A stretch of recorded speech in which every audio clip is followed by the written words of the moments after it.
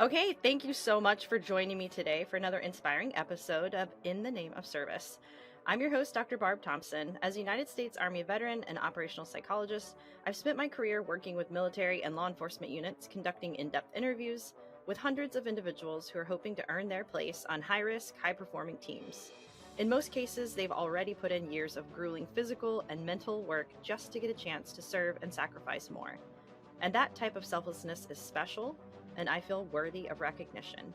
While each person's story is unique and every path to service different, their goals are similar: to do something more, to be part of something bigger, to make a difference. These difference makers were the catalyst behind this podcast, and it's my privilege to share their stories with you. Today, I get to introduce Christine.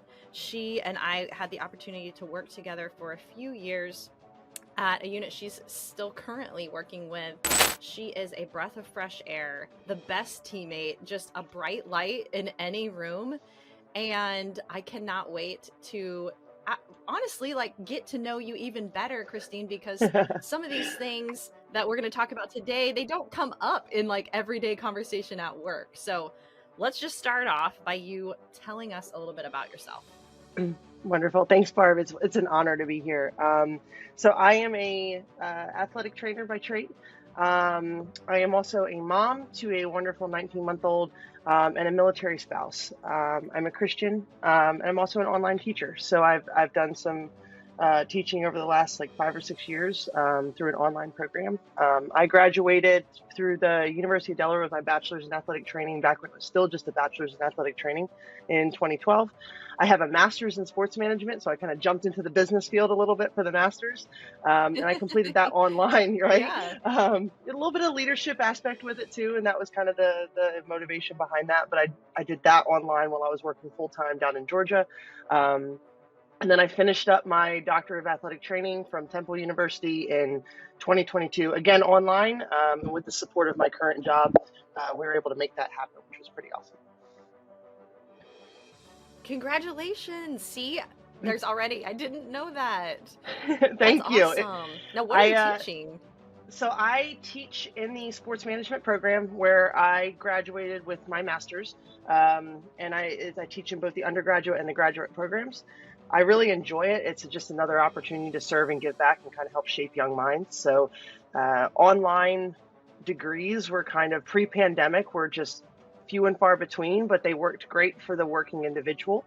And I think it takes a lot of grace to as you go through those programs, there's a lot of life that can happen with these individuals. There's people who are, in their 50s and even 60s that are like, hey, I've got a whole life. I've got family, I've got kids, but I'm trying to go to school in my free time. And then you've also got your average 19-year-old that is also trying to have some form of traditional college experience, but is also going to school online, which is not traditional at all. So, and now since the pandemic, I think we're starting to see more online opportunities. And for me, the appeal of doing a distance learning program was that I could still work full time and keep a roof over my head and not have to take necessarily as many student loans, and still be able to advance my career and my education. So that was huge for me. I took a couple years after I did my bachelor's to figure out exactly what I wanted to do a master's in. Now athletic training is entry-level master's, so you don't really have a choice now if you're going to do the program. But but I wanted to see, it's the profession's expanding, which is really cool to see. But now I wanted to see what I wanted to do, and I really fell in love with leadership, and I'll get into that in a little bit. But I really fell in love with leadership and wanted to make sure I geared my master's towards something that would help be a catalyst to that. Now, as a military spouse, the appeal of teaching online is that I can take, even just a little bit of a side hustle. I can take that anywhere. So, and I can continue to serve others as I'm doing that. So I really love that online teaching component. Throughout the last, I think I've been doing it since 2016. So what? 7 years now? Is that 7? Golly day. But yeah, 7 years. That's a long time. It is. It flies too. Wow. Okay, I'm going to call you Dr. Castillo for the rest of the interview. That's so cool. Yeah, it was. I finished... How in the world? Yeah, go ahead. Sorry, I finished it with a newborn. So I finished that degree. I figured I could either do it with a mobile 1-year-old, or I had like 2 semesters left, so I could either finish it with a newborn or finish it with a mobile 1-year-old. And I think I chose the lesser of the two evils. So it was Oh, rough, but yes, it's you done. did. You did. How did you even get into that field, Christine? By the way, I'm just always so jealous of your team. I always loved hanging out with your team. You guys probably guessed by my frequent appearances down in the gym and in y'all's space. But you really get to, you're so close, literally physically, kind of touching the people that you're serving, and it's just a really, really neat vocation. How did you get into it? So athletic training, I mean, honestly, the good Lord's what brought me there. Ultimately, growing up, I'll go back pretty far, but growing up, my dad was a really influential in kind of my ability to spread my wings and fly and get out of the house and chase my dreams. So he was always big about putting strong role models in front of me. It was never like, hey, you're a girl, so you can't do anything. Like, you can only do this or you can only do that. It was like, I'm going to put strong role models in front of you. I have two wonderful parents that both of them were in our home growing up, and but my dad was very much so like, let me put strong role models in front of you. Um, Find something that you love, find something that you're passionate about, and make that a career. So growing up, I kind of went through several career options. I would say, like in high school, I've always been a little bit of an old soul, where thinking kind of like, what do I want to be when I grow up? And all of them were kind of, I would call them servant careers, so teaching, like volunteer organizations, stuff like that. But I ended up having several injuries in my attempts to be athletic. We'll call it that, my attempts to be athletic. um, and I realized pretty quickly, I actually was looking at physical therapy as a degree. And there's a lot of overlap between physical therapy and athletic training, but I was looking at physical therapy originally. We have a good family friend who's been a uncle to me throughout the years that was an athletic trainer. He's like, hey, at the time, athletic training was still entry-level bachelor's. He's like, if you want to go PT, great, but go athletic training undergrad, because I think you'll really enjoy still being around these sports and the athletic population. I was like, you know what, you're right. Like, this sounds very interesting. So I got into the thick of it at University of Delaware. Realized that I really wanted to stay around athletics, not really understanding that like physical therapy had, different little facets that you could be a part of too. But I had really started to kind of get into it, but realized I wasn't really into like the traditional college setting. Like, I had a good time during my clinicals. Like, I really, I learned a lot. I ended up interning for a small D2 school my senior year, like off campus, and really was kind of able to come into my own and still enjoyed it. But I was like, I don't know if I want to be a part of traditional college athletics. And it was, so I went to college. My freshman year was 2008. I had friends that were deploying that had enlisted. And let me tell you, I got really good at sending care packages overseas and could get homemade cookies overseas still soft. So that was kind of Oh, my what I call incredible. my superpower at that point. But I realized Yes. I want to do something more than just bake cookies. I was like, how can I serve? I kind of wrote a military career of myself, like my own, off because of just shoulder injuries and kind of my propensity for banging myself up musculoskeletally. But I was like, what can I do to help serve our people who serve us and protect our freedoms? What can I do to make that a career? I was like, how can athletic training fit into that? And I remember walking back from class one day and I'm like talking, I'm like, good Lord, like, give me a sign. Like, what do you want me to do? And I look up on the side of Perkins Student Center at University of Delaware, and there's a literal sign that says civilian jobs working with the military. And I was like, man, you got a sense of humor. And there was a time like I stopped and I like kind of half cried, but also was laughing. And I was like, all right, I'm going to take this as like Right. the sign that you're giving me. And Done. right. So like, Yes.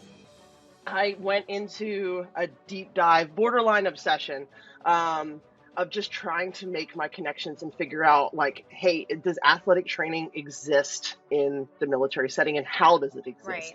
Right. Right. So I knew the value. Somehow I already knew the value at like 20 years old of making connections and networking.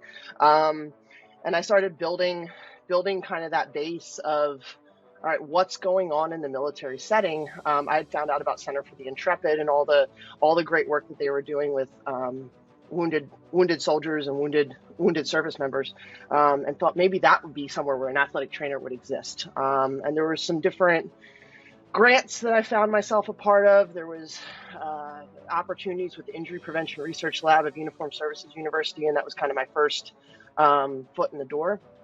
But I ended up just kind of like it snowballed from there.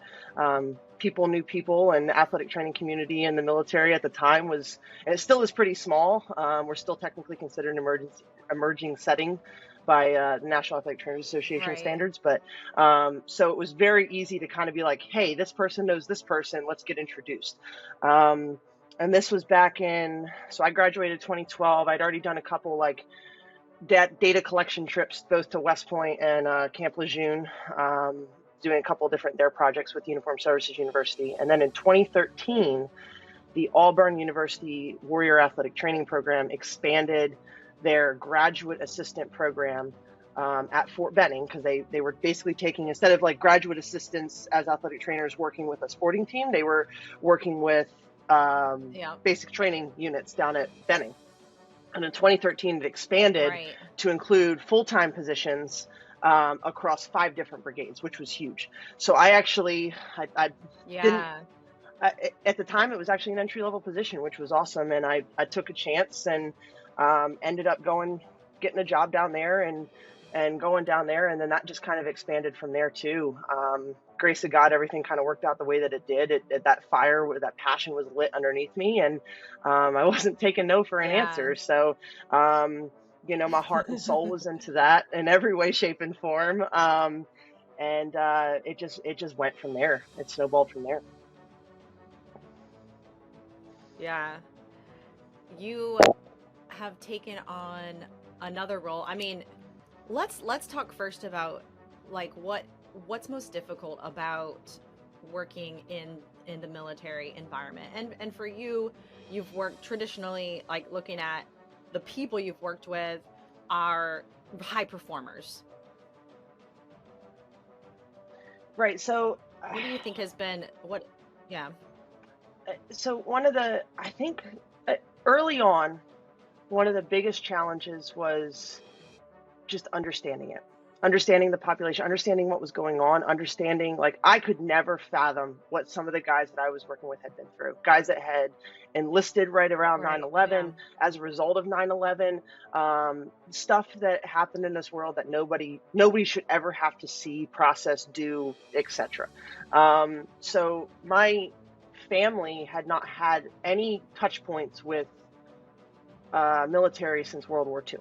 So I would argue I kind of had a little bit of a romanticized version of what the military was like when I first got down to Benning, because I had no idea. And I distinctly remember I was working at the one of the combatives facilities, and I walked up behind one of my NCOs that I thought had heard me, because I was speaking, but he was rather hard of hearing.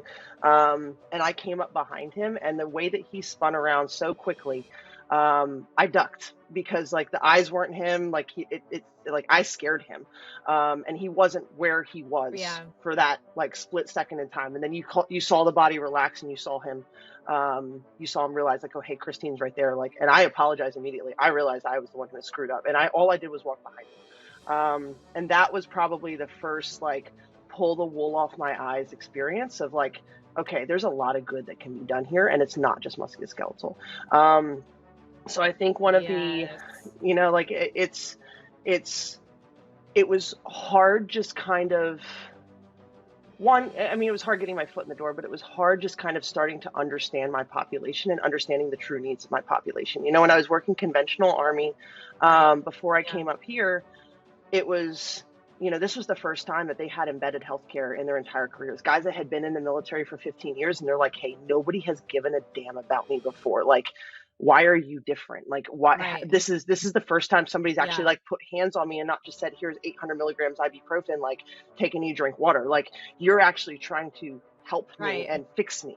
And then I come up, like, Yeah, or here's what you can't do. Exactly. Like, and I'm like, look, these guys aren't going to stop jumping out of airplanes. These Hmm. guys aren't going to stop doing what they do. And like, most of them identify with this. Like, this is not like you identify yourself with sports, right? Like, like an athlete, a student athlete in college gets injured, and that can be the end of their athletic career. Maybe that changes scholarship stuff. But at the end of the day, like, you are a student athlete. So ideally, you're going to school for something else, right? So eventually, like, hopefully you come over that hurdle and you'll figure out something else. Very few people actually end up going professional athletes. But like, when you talk about the tactical athlete, the person who enlisted or commissioned to take, like, to either for a career, to serve our country, whatever their motives may be, like, if you take their ability to operate physically away, like, that's their livelihood. That's how they support their family. That's how they identify. Like, that is their job, right? That is what they do for a living. Like, there might not be a backup plan. There's not a plan B. So that was probably one of the Yeah. hardest hurdles Well, going and there's into it. very few jobs out there, yeah, where Yeah, the job itself is something that you've agreed to give your life for. That's yeah, a different exactly. And type of job. that. Yeah. I mean, that is probably one of the most humbling things. Um, like, yeah, I can do good work and I can help somebody rehab their ACL. I can help somebody get back out there. But like, if I don't give my all to this individual, like, that could be the difference between them being fast enough to survive or fast enough to save somebody else or pain free enough to be able to go in and do their job and be a part of their team. Like, it can be the difference between life and Yeah. death. And I think that's a heavy weight, but that's also a calling, right? That's every reason of why my why is what it is. Like, why I do this job is to, like, this is my way to that I feel the good Lord has put on my heart to serve our country and serve others, that have had the bravery to be able to sign their name on the line to protect my freedoms, to even choose my profession, right? Like, it's a Yeah. humbling honor to be a part of it. And I think coming into the special operations field, I thought I had a good handle on what life was in the military, but it's a different community, obviously, altogether, with different mission sets, different stressors. And a lot of times, like, unlike conventional Army where it's a longer deployment, they're gone for a while and they come back, like, these are quick turnarounds, and then all of a sudden they're expected to be right back into normal life. Like, they're expected to go take the trash out or go be Right. dad Right. or what it is. And it's very much so, like, just nonchalant, like a part of day-to-day operation. But it's not a nonchalant job, right? So it's kind of having to have those two different identities and seeing, like, how can I help that individual in multiple ways. We had a flight surgeon that you would know that used to work with the unit that used to call us the bartenders of the unit. So the clinical staff, the bartenders of the unit, right? So, Definitely. yeah. Yes. So, you guys will talk when they're on a table, or service members will talk while they're on the table. And there's been multiple times where, not breaking, confidentiality or trust, but I'll have a session and something just doesn't, I'll work on somebody's knee or their back, and just something just doesn't sit right. And I'll go check who that aligned Yeah. psych doc is, or the provider that can help them from a mental side of the house, and say, hey, I just had a conversation with so and so, and these were the kind of the red flags that I saw. Do you mind doing a drive by with this individual to kind of just Yep. check, see if they're all right, right? So Yep. that's I think bartenders was kind of the best way of describing us. Like, we kind of see it all, It So is. It's already a vulnerable position. Yeah. right, Injury and that, is, I mean, it is the scariest thing for them too, because they've yeah, typically lived this life where they are almost superhuman compared to the average individual, and an injury can do so. It's like a crisis, yeah, right? Like, a normal person gets injured, you don't like it, it's not any fun, but there's definitely, I think, more mental, emotional, even spiritual consequences when some of our most talented warriors are injured. And then that is the time when you step in and you're in those vulnerable moments with them, in some of their lows, but for sure. And maybe that's it's a the first lot to time. take on. You mentioned the heaviness. Yeah, Yeah, go yeah. ahead. And that's and it might be the first time. Like, I'll touch on one other thing, and then I'll comment on that one too. But it might be the first time that individual slowed down, right? So, like, maybe they've been running, in Yeah. their Right. mission set for the last 5 years, and then suddenly it comes to a screeching halt, and that's the first time that they've had to deal with some of those demons or things that kind of are just been kind of pushed underneath the surface for so long, and that's when you start to see things kind of come to a head.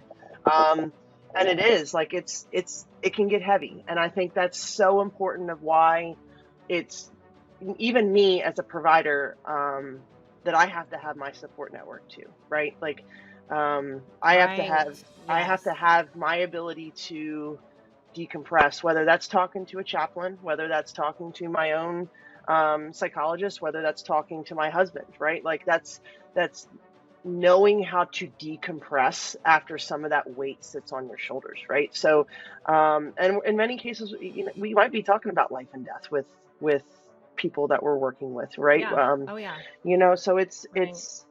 it's where you can kind of check that, but also knowing that, like, hey, I'm doing everything I possibly can for this individual, right? Like, I'm putting Hmm. everything I have into it.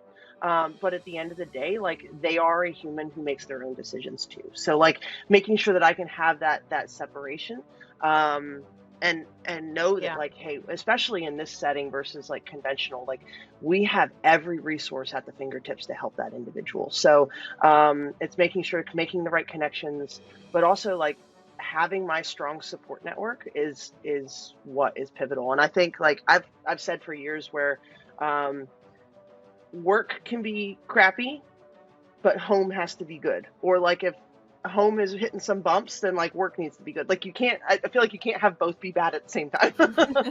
But so like having that strong like home foundation and a life outside of the job, I think is so pivotal and so important into maintaining the ability to do this job without burnout, or to mitigate burnout, or to make sure that I'm at my best, so I can, if I don't take care of me too, I can't take care of Yeah. others. I have nothing left to give.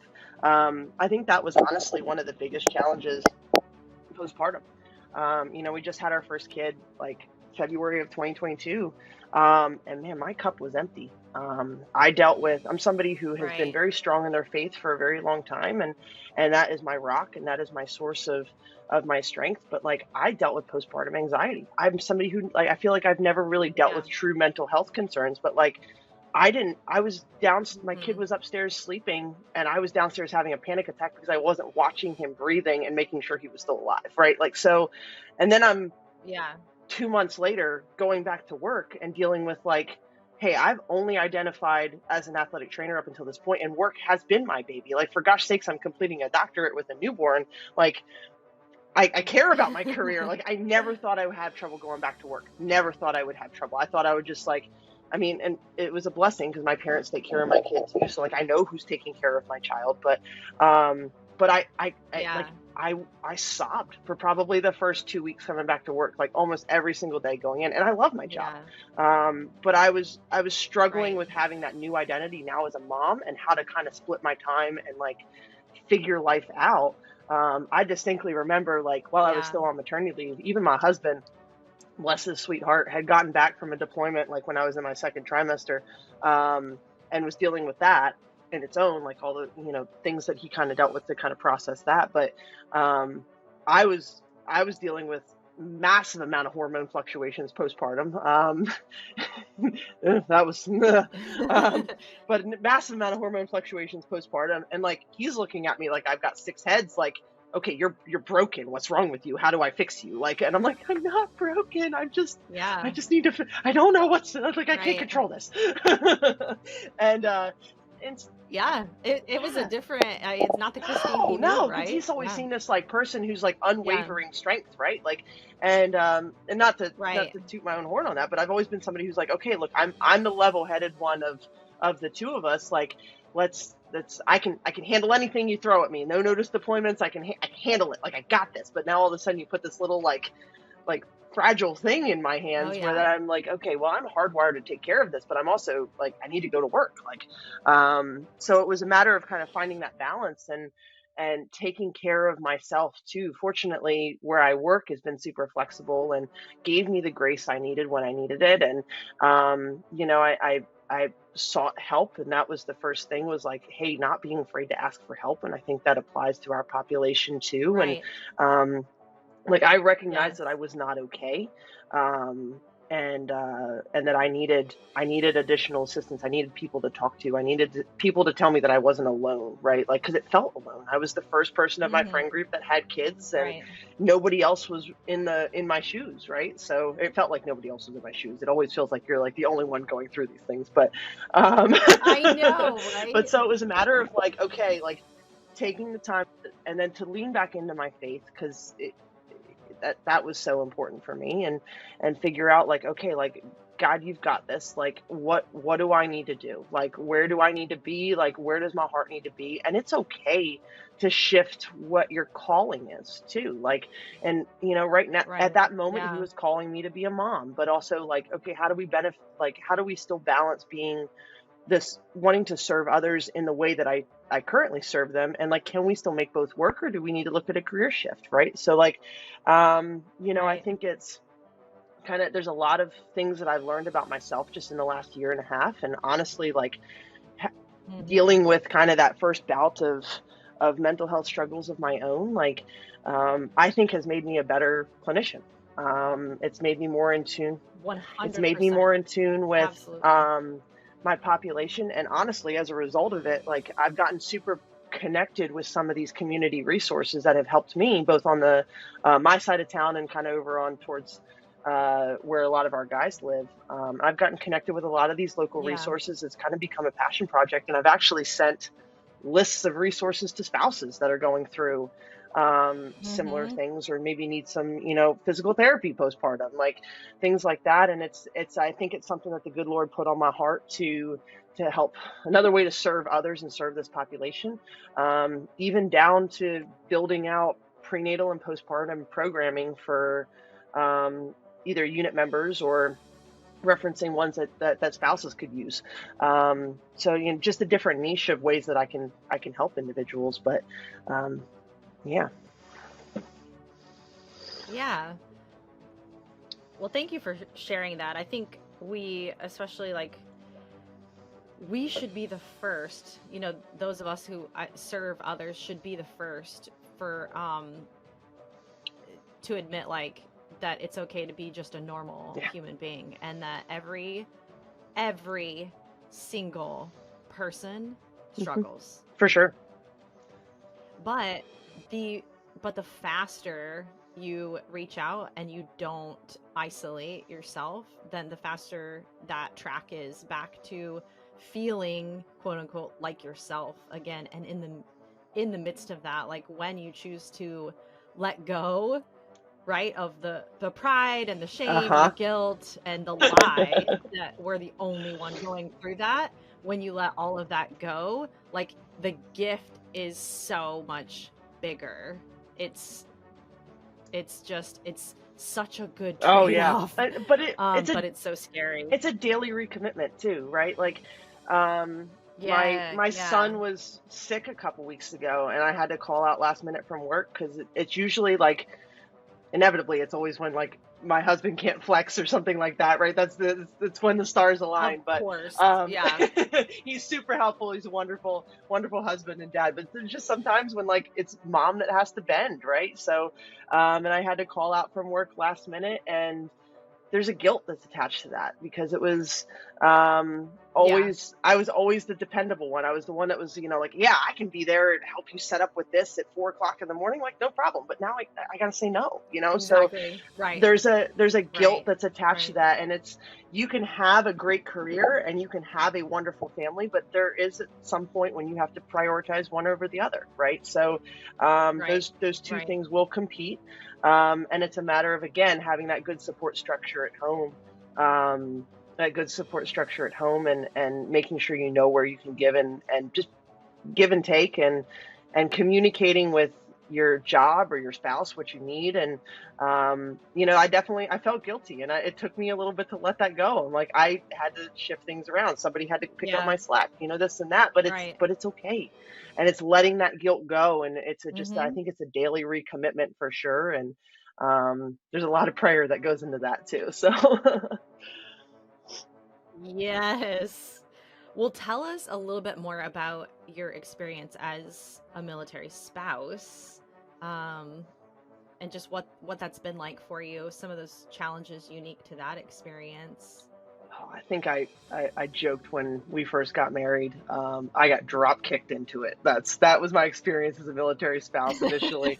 Um, we had been we had gotten married in our backyard, eloped kind of military style, which nobody in my family understood. I think they were expecting a baby announcement shortly after. They're like, "Why would you do this?" I'm like, "Why?" Like, Right. it's just a different Yeah. lifestyle.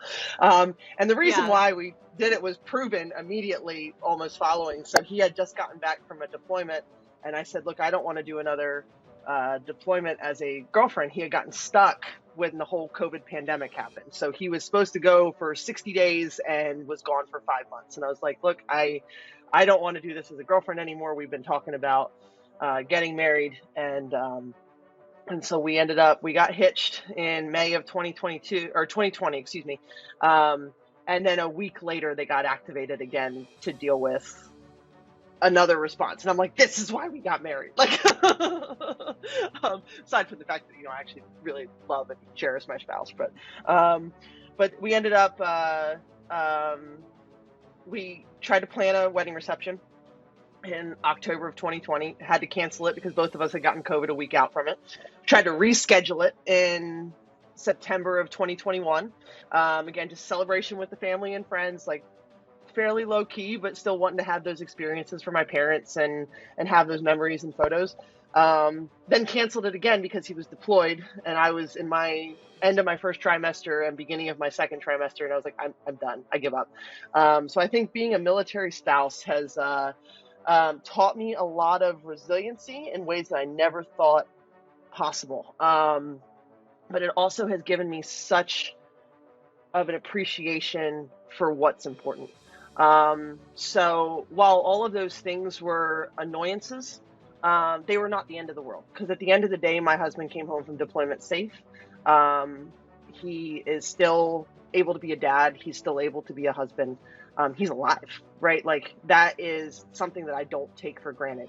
And that just puts things into perspective in a way that I never thought possible. Things that would seem like the end of the world for other people, our perspective is, hey, you're alive. Like, that's what's important. Like, we're together. We've got the time spent. Like, these things, like, I think that, like, the greatest challenge has been throughout, like, just changing that perspective and priorities, and finding my own identity in the process, and just not losing myself in the process, right? So I think one of the important things as a military spouse is having something that's my own at the same time too. Like, Yeah. he and I are a team, but at the end of the day, if he deploys, like, I need to have my own thing going on. And that's how I think one Yeah. of the ways that I maintain strength throughout everything else, and can maintain my sanity for that matter too, throughout life. He just completed a paramedic program that was a hybrid program where he was still working full time and had this, like, medical operations job that he was doing, and that was super time demanding too. But he was spending all of his weekends on clinical rotations or in class or studying or things like that. So it was like a 6-month span where he was deployed without being deployed. Right, And he was just, exactly. when It's he was almost home. worse. Yeah, it kind of was, to be honest, because when he would come home, the poor guy was just like a shell of a human, right? So, Right. and it was a matter of, like, okay, here's what needs to be done. I think I jokingly, but also half serious, looked at him one time and I said, look, we will weather this storm, and I support you in whatever career goals that you have. But right now you can have one of two things. The house can be clean, or everybody can be alive. Like, both cannot Right. coexist. So, but I joke about that, but it's also like, okay, like, let's let the things drop off the radar that don't matter. Right now, what matters is that everybody's Yes. healthy, that I'm able to maintain, like, I can still work, I can still take care of our son, I can get food on the table. Like, how can I also help you and also maintain my own sanity? Like, whether that's getting Right. a 30-minute ride in on the Peloton, or going to work out, taking an hour to work out at work, or whatever it may be. Like, um, how can we kind of balance everything and make sure everything gets done that needs to get done? So prioritization has been huge as a military spouse, and just learning what's important and what's not. Like, there's things that, like, yeah, it's a bummer when they don't happen, but it's not worth wasting my energy on. Because at the Right. end of the day, like, we're alive, we're healthy, we're thriving, and we're doing what the good Lord has Yeah. called us to do. Like, we're supporting each other. Yeah. And that's, I think, the most important thing that I've learned kind of as a military spouse. It's not been without Mm. a lot, like, significant challenge. It's Yes. not sunshine and rainbows. It is a rough life. But it's so worth it. And somebody said to me the That's other, one of the things I loved about it too, yeah, is that it's like this gift of never having that space where you don't know what's most important to you. yeah, And it's like every day I don't know anything about pop culture. No, I haven't seen that movie. You know what I mean? right But there with like you. I know that my days are spent doing what's most important, and it's just such a gift. But anyway, I cut you off. What Oh, did no, no, someone say to you you're good. again? It's Yeah. it's a weird calm amongst the world of chaos. It really is, when you kind of, like, hit that point. Right. Um, it just, uh, it it it just, the priorities just, I mean, it just amazes me how much they shift, and how it just, you just kind of look at, like, what was important before, and some of the stuff seems so trivial now, especially when you're Right. looking at balancing, like, a kid into the mix too. But I had somebody at work, actually, the other day. It was one of the other clinicians that we work with, had said something to me where it was like, like, being a military, I forget exactly the phrasing, but it was like, being a military spouse is, like, that's rough. And I was like, you have to separate it. And he's like, what do you mean? I was like, you have to separate the job from the guy, right? Or the spouse, like, the Mm-hmm. person. Like, you have to Mm-hmm. separate the two. Like, while he might right now identify as a medic in the Army, like, that might be his identity, that's not who he is. Right. And I joked, I was like, yeah, we got into a little bit of a spat the other day in the kitchen, because he's like, well, what do you, I was frustrated. I was like, you're not home before 7 p.m. You're not home before 8 p.m. Like, just text me when you're going to be late. And he's like, well, what do you want me to do? I was like, I don't want you to do anything. I support you. I support you fully. I'm just saying that I'm allowed to say that it sucks sometimes. Like, Yeah, like, exactly. He's like, it, I'm so confused. yeah, I was like, I support you. You can do it all. I will be there. I will, like, I'll heat up It's dinner for you. just Like, I was hard. like, some days Yeah, it's hard. Like, I was like, it but is. you have to separate that job from the individual, because if you don't, then I think that's when I would start harboring resentment against him. Like, Right, exactly. he can't right now, like, this is what his job is, he can't control it, right? Like, so it's Yeah. just, there's some sacrifices that occur with that, and it's just me needing to be able to not excuse it, because I still deserve to be, treated with respect. I still deserve to have my needs met too, but I need to also understand that, like, there's certain things that are out of his control, right? Like, if he gets stuck in a meeting, or something happens, or, like, his mission is a you're somebody in the military, like, you're serving others, like, you're serving the needs of our world, of our country. Like, that is different. And it's so important to separate those two, to make sure that, like, I don't harbor resentment against him. I cannot like Right, his job. right, I cannot like his job, right, but his job is temporary. He is forever. He right. is he is the person That's I'm going to be right. with. So it's so important to kind of separate those two things, and kind of have that, for me at least, have that perspective. And I'm in a unique situation where I understand a lot of it, because I've worked in it for more than 10 years now. So Right. I have an insight into the world. At the same time, I don't put up with the extra crap, but but I have a unique perspective, in that, like, I live in this world, so I understand the unpredictability of it, the everything that Yeah. changes last minute.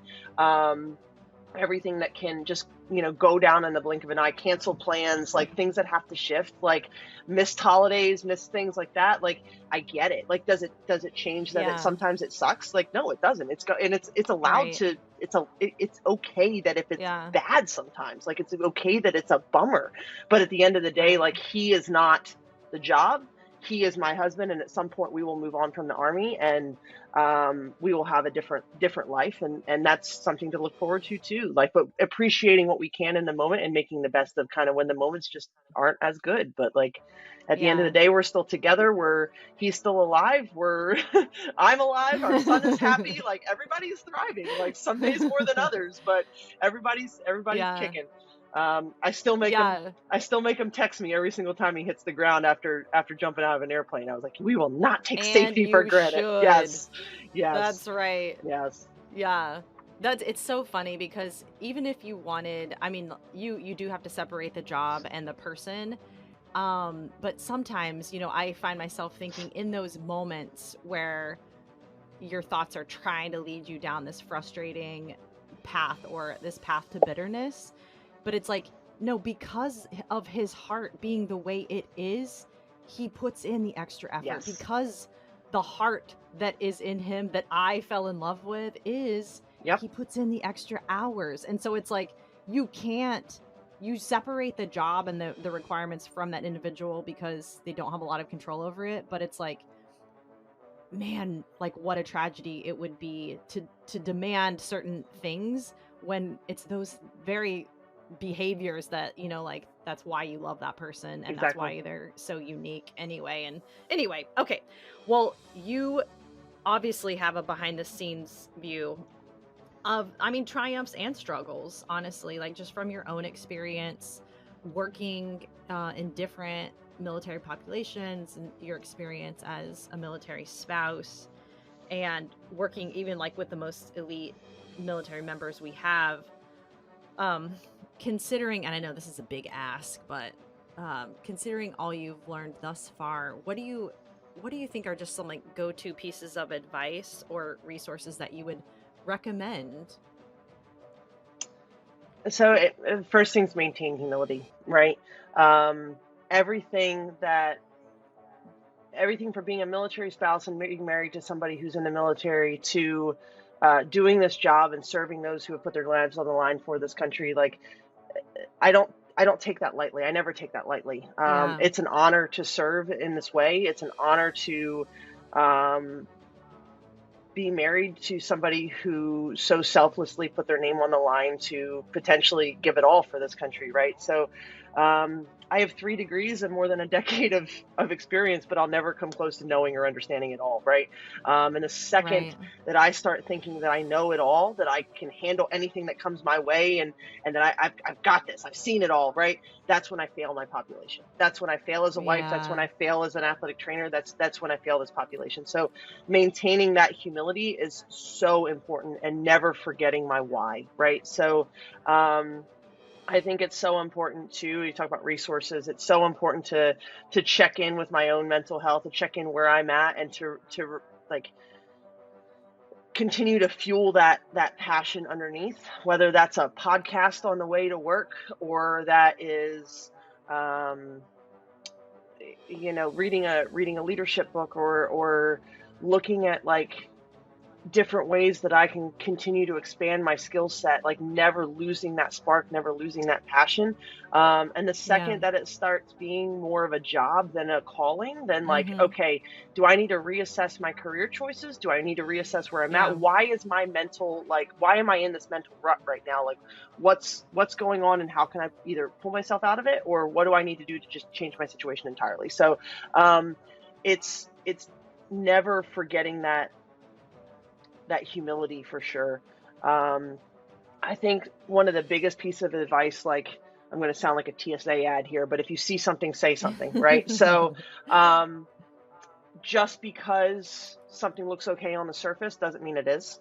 And I Yeah. could be the difference between life and death for that person, right? So Yeah. I think that's so important, where like in a multidisciplinary team like this, like, it's so easy to tap into the resources. It's so easy to walk Yeah. into the next office and say, hey, I need you to do a drive-by with somebody because something's just not rubbing me right with this individual. Like, something is off underneath the surface. Like, I know this person and they said X, Y, and Z, and it just strikes me as odd. But like, as a military spouse, like, I've also served as a soldier and family readiness group leader. I still do. But like, knowing the resources that I have available to me is where I take a lot of calm and peace, right? So like, knowing how to help somebody and not just say like, not just say I don't know and leave it at that, but like, I don't know, let me figure it out. So knowing your resources, whether you're a military spouse, whether you're somebody who works in this profession, or just anything in general with life, like knowing what's available to help somebody out in their like time of crisis, because there might not be a lot of time where like you identify somebody who needs help, and you need to get involved and get into the weeds, right? So especially with our job as an athletic trainer or clinician, so you got people on the table, like they're already in their most vulnerable, like you said, like they're already in their most vulnerable position, right? So they're already like, things have already shifted. Like, it's important for me in that moment to know exactly how I can help that person, or to know the resources that I can access in order to help that person. And then I think, like, just what we were talking about before, like, if I was giving somebody advice as a spouse or somebody who's about to be a spouse, like, separate that person from the job, right? Like, I think we're in a time where divorce rates are super high anyway, but like, especially in the military field, like, it's not an easy lifestyle. Like pulling the wool off my eyes and not romanticizing what it is in this field is super important, and was super important, like, from the get-go. And that comes back down to maintaining that humility, but like separate the person from the job, right? There's some things that are just out of the person's control. Like, I think that's super, super important. Giving the spouse some grace, but also not making excuses for their actions too. Like, there needs to be a line, and having that open communication, I think, is so important too. Definitely. Yeah, and it's constantly changing. So keep up the talking. There's no it's really hard to draw a line in the sand, because that line no longer makes sense in a different circumstance or situation. Right. So don't keep up the communication. Don't draw lines in the sand, and separate the job and the person. For sure. Give a grace. Okay. If there's someone listening to your story, they feel that urge, they feel that call to serve in a way that's unique to them, but they don't know where or how to get started, what would you suggest? So I mean, if you're you mentioned, go ahead. If you're a faith-based person, like, pray. If you're not a faith-based person, consider praying. Like, walking with the good Lord in this life makes the water far less murky. It really does. And it just lights the way. Like, I'm here in this moment exactly as I am because the good Lord put me here, right? He gave me the tools to be able to do this job. He gave me the drive. He gave me the passion. He gave me the desire to serve and have that servant heart, and to reach out, and just do good for others. Like, I don't take that for granted. Sometimes when you're in the trenches of everything, I think it's hard to sometimes remember that, and it's important to kind of be able to refocus that daily, whether that's I have a 35-minute drive into work, and that's my time where I get to pray or listen to podcasts or music or what have you, like, to be able to kind of recenter that and go into my day with the servant heart that I need to have in this field, right? I think it's so important too to find something that you're passionate about and just let that guide you, right? So like, I knew that I wanted to be an athletic trainer. I knew that I had this call to, like, I felt drawn to this to serve our military in some way, and then I just said, hey, like, give me a sign. And I had a literal sign, like a literal sign. Sometimes it's not always that black and white, but like, I could have been like, that's funny, and then moved on and never done anything about it too, right? So like, not being afraid to, like, have a door shut and then have to jump through a window, right? Like, shove your foot in the door, go through the window if the door is shut. Like if a door is shut, there's meant to be another one that's open. Don't get discouraged. Don't let that passion get discouraged. Like continue to keep that fire, find something that fuels that fire, and go. And then honestly, like we are in a world of like everything is at our fingertips for better or worse. Right. Google, network, build relationships, like reach out to people, like talk to people, like maintain those relationships, like especially in like this field, like everybody knows somebody, right? So like you might not know somebody that's in this specific job or in this specific setting, but like somebody I bet you knows somebody else and can help kind of get you those connections. Fight for a seat at the table and don't let anybody tell you no, right? Like I'm a female working in a male dominated environment. I was at Ranger School, working at Ranger School when gender integration started in the military, like with combat arms. And I have always been somebody who is a firm believer in like, it doesn't matter if I'm male or female. It does not matter. It matters the job that I do. And that reputation is so important of what I bring to the table. It doesn't matter what I am, right? It does not matter. It matters what I can do and how I can serve others. So I've always used that to fight for a seat at the table and not let somebody tell me no. Like, all right, let me work. Like, let me show you I belong here.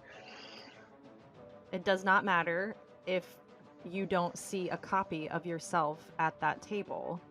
Probably it might even mean more so that you are needed and necessary at that table. Right. But nothing about you disqualifies you from the desire and taking those small steps towards that desire that's been planted in your heart. So exactly. I so get that. Yes. Exactly. Well, thank you so much for your time. I've taken too much of it already, but it's just too fun talking with you. And I just want to say thank you for just your diligence, your caring nature. You do carry with you a lot of humility. Like I have seen the effort that you put into caring for other people and making them feel comfortable, just so that they can have the absolute best experience while they are kind of in a down and out position. And the optimism you bring to work with you every day and to your team is invaluable. Like you cannot put a price on it. And thank you for being just that caring and supportive military spouse and loving mom. So you're setting the bar high for the rest of us, and it's just a pleasure to know you and a pleasure to talk with you today. So thank you. Thank you for inviting me. It was an honor to be here. So thank you so much.